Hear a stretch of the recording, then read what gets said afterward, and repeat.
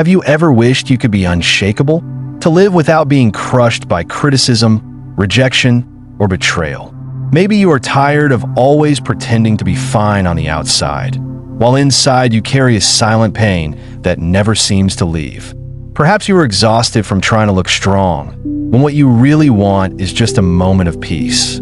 Here is the truth. As long as you avoid pain, pain will control you. As long as you try to hide, or numb yourself, or keep up a mask, you will remain a prisoner of everything that happens around you, of words that cut, actions that disappoint, and silences that feel like knives. Carl Jung once said, "We are not what happens to us, but what we choose to become." And this is the key. Strength is not about building walls or pretending you don't care. It's about facing what you have buried. True strength is not the absence of pain. It is the awareness of who you are, even when you are bleeding. Most people think pain comes from outside, from betrayal, from rejection, from cruel words. But Jung showed us that what really hurts is the echo inside us. The wound that was already there. The old story we tell ourselves. That's why some crumble at a small insult, while others survive great tragedy. It's not about what happens. It's about where it lands. And here is the first uncomfortable truth. You still suffer because you secretly believe you can control how the world treats you. You try to be good enough, smart enough, strong enough, hoping that will protect you from pain. But control is an illusion. The world will not bend to your efforts. So what do? You stop protecting yourself from suffering, and instead you build awareness. Because the real battlefield is not outside. It is inside, in the unconscious, in the part of you that hides your fears, your memories, your shame. Jung said, until you make the unconscious conscious, it will direct your life and you will call it fate. Think about that. Every sudden anger, every sadness that comes from nowhere, every pattern of self-sabotage, these are not accidents. They are messages from your unconscious.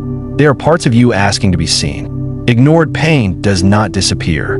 It only changes shape, and sooner or later, it breaks through. So how do you become unshakable? Not by hiding, but by integrating. You do not become untouchable by pretending not to feel. You become untouchable when you have already embraced your wounds. Because nothing outside can touch what you have already faced inside. Jung called this process individuation, becoming whole. Not perfect, not flawless, not admired by everyone. Whole. And this journey has steps, each one painful, but each one freeing. Stop running from pain. Every time you resist, you make it stronger. What you resist persists. What you accept transforms. Face your shadows.